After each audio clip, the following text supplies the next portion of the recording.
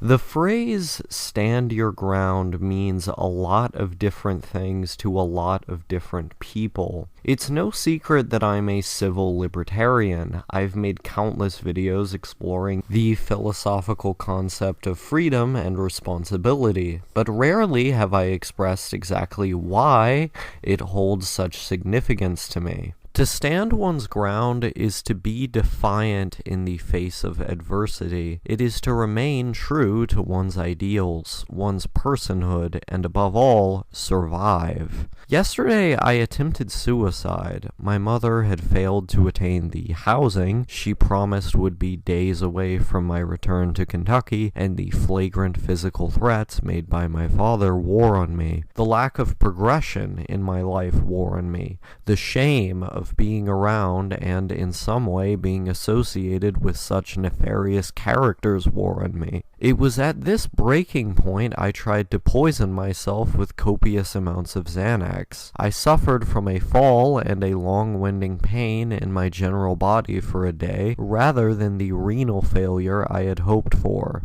I should have known, given that I seem to be eccentrically immune to this particular method, given that it's failed before. It failed again with even more. When I woke up and was awake prior to this attempt, there was my father hurling a long list of accusations in such rapid succession, ostensibly with the goal of drowning out any possible retort I could give, and tailored to evoke the most hopeless response from me, tying me to this place. In this sense, the past was death row and the future was a battlefield. In my attempt to end it all there, I chose the wrong war, but I awoke nevertheless, with a response to him that held firm and rebuked every such claim as to silence a man who spoke more than even I. I stood my ground in a moment of defiance. The phrase, "don't tread on me," has equally divisive connotations. I resonate with it when I think back to my 9 or 10-year-old self.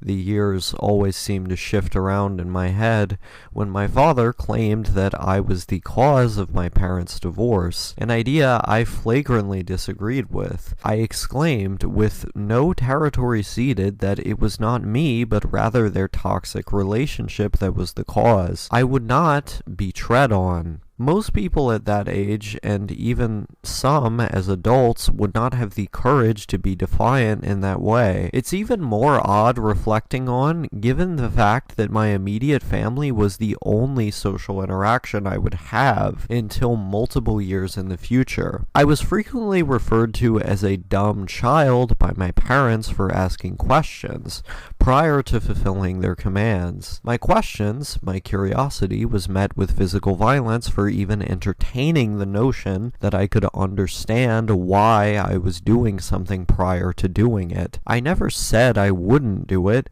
I never said the why was contingent on whether or not I'd do it. But the mere fact that the possibility I wouldn't existed through expressing this curiosity was enough to arouse their animosity and subsequent violence. In spite of this, I continued to ask questions, no matter how many times I got hit. Getting hit was something I was very used to. It had been happening to me for as long as I could remember, so abiding by the principle that I was right to ask these questions was of more importance. I stood my ground and would not have my thoughts controlled by an external force. I would not be tread upon, and for it, I sometimes bled. Even earlier than these spats with my parents, my mother's family, whom I would semi-frequently interact with in my early youth, would hit and belittle me over my atheism and long hair. I did not care. In school, I was the only liberal. I was also the only atheist. I was very open about these two facts. No matter how much I was bullied over it, I wouldn't back down. I thought everyone else was wrong, and that if that meant not being accepted by them, then their hatred was welcome, because I was superior, and if that meant sitting alone, then so be it. I'd be alone in what felt like a world of sheep. Individualism is often described as a misanthropic ideology, and in my case, it kind of had to be. Given that I was surrounded on all sides by forces that wanted me to succumb to their ideology, I had to be alone if I wanted to be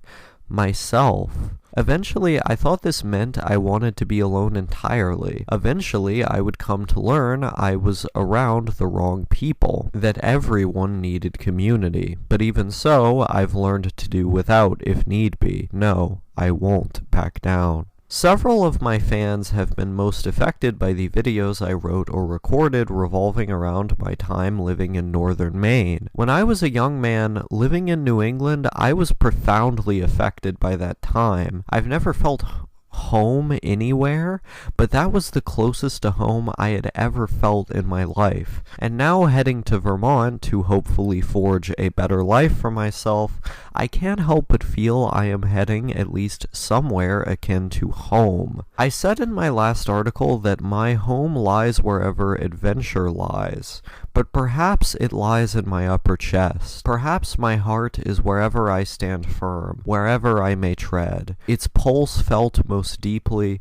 most resonantly, when my feet are planted firmly on the ground. You will not kill me. Not my abusive parents, not the many former friends who have encouraged me to commit suicide, not the people who have abused me sexually, not the people who have literally attempted to murder me, and the countless other examples of people who have refused to give me a break. I can't even kill myself. Someone wants to keep me here. It's easy to feel trapped in a world where one's feelings are directed by the backdrop of trauma, causing turbulence daily. And that's not even to speak of the immediate threats outside of my own mind. But the cyclical nature of this suffering does not teach me to give up, to give in.